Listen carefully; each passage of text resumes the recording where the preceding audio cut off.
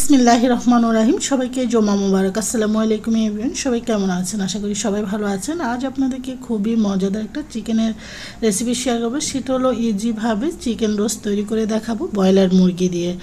অনেকেই আছে নানা ধরনের জিনিস মিক্স করে কিন্তু রান্না করা হয়ে থাকে, তবে আজকে আমি একেবারে সহজ পদ্ধতিতে রান্না করছি। হয়তো আমার মতো যারা হয়তো চিকেন রোস্ট খেতে যাচ্ছেন, সব কিছু প্রিপারেশান নেই, কীভাবে সহজভাবে এই চিকেন রোস্টটা ঝাল চিকেন রোস্টটা তৈরি করা যায়, যেটা রুটি পরোটা নান রুটি লুচি প্লেন ভাত পোলাওর সাথে খাওয়া যায়।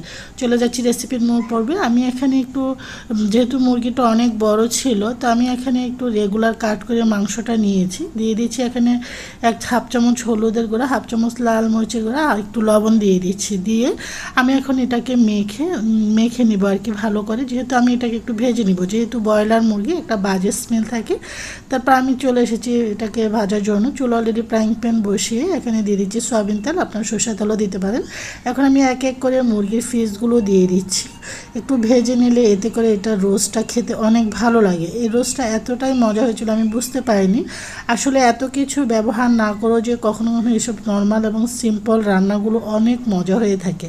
তো একটু রোস্ট খাওয়ার খুবই ক্রেভিং হচ্ছিল, তো আমার শরীরটা ভালো ছিল না, ভাবলাম যে রোস্ট তৈরি করতে গেলে তো অনেক কিছুই লাগে, তো ভাবলাম যে দেখি আজকে একেবারে সহজ পদ্ধতিতে ইজিওতে যেসব রোস্টের জিনিস ছাড়াও আমি খুব সহজভাবে আজকে ঝাল রোস্টটা তৈরি করে দেখাচ্ছি ব্রয়লার মুরগি দিয়ে।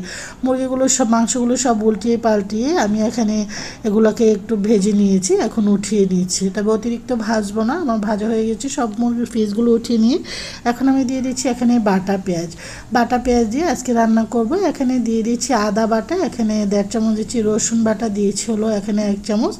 এখানে দিয়ে দিচ্ছি এটা আমার হাতে তৈরি করা এটা রোস্টেড মশলা, এখানে 1.5 চামচ মতো ধনিয়া জিরার গুঁড়া, 1 চামচ লাল মরিচের গুঁড়া, হাফ চামচ হলুদের গুঁড়া, স্বাদ অনুযায়ী লবণ এবং একটু টমেটো সস দিচ্ছি একটু টেস্ট আসার জন্য।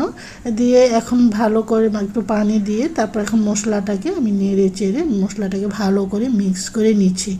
এই রোস্টটা আসলে খুব ঝটপট হয়ে যায়। যারা হয়তো এই রোস্টটা খেতে চাচ্ছেন, হয়তো রোস্ট খেতে মন চাইছে, সব জিনিস হয়তো প্রিপারেশন নেই, খুব সহজভাবে কিন্তু রোস্টটা করা যায়।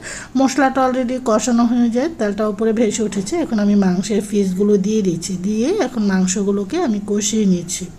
তা আবারও বলছি, সহজভাবে রোস্টটা যে এতটা মজা হবে আমি নিজেও বুঝতে পারিনি। আলহামদুলিল্লাহ অনেক মজা হয়েছিল রোস্টটা, যা আমার পরিবারের সবাই খেয়ে অনেক প্রশংসা করেছে। তা আমি এখানে একটু দুধ দিয়ে দিচ্ছি, তা এখানে টক দই ইউজ করছি না, একটু দুধ দিচ্ছি। এখানে আমি গুঁড়ো দুধ ইউজ করছি, এখানে প্রায় 4 থেকে 5 টেবিল চামচ দিয়ে একটু নর্মাল পানির মধ্যে গুলিয়ে দিয়ে দিয়েছি, এতে করে একটু টেস্টটা ভালো আসবে। আপনারা চাইলে এখানে দুধটা স্কিপ করতে পারেন, তো আমি একটু দুধটা দিয়েছি একটু টেস্টটা ভালো আসার জন্য। তবে আমি অন্য এখানে টক দই এগুলো কোনো কিছু বাদাম এগুলো কিছু ইউজ করিনি। এখানে 10 বাটি কাঁচামরিচ দিয়ে দিয়েছি, এতে করে টেস্ট এবং ফ্লেভারটা খুব সুন্দর আসবে, একটু ঝালটাও বের হয়ে যাবে। তা আবারও ঢেকে দিয়ে আবারও উঠিয়ে নিচ্ছি। তা আমার কিন্তু ঝালে খুব সহজ পদ্ধতিতে চিকেন রোস্টটা হয়ে গিয়েছে। একটু কাঁচামরিচ দিয়ে একটু এখানে কেওড়ার জল দিচ্ছি, এতে করে খুব সুন্দর একটা ফ্লেভার আসবে। আপনারা চাইলে ঘি এগুলোও দিতে পারেন।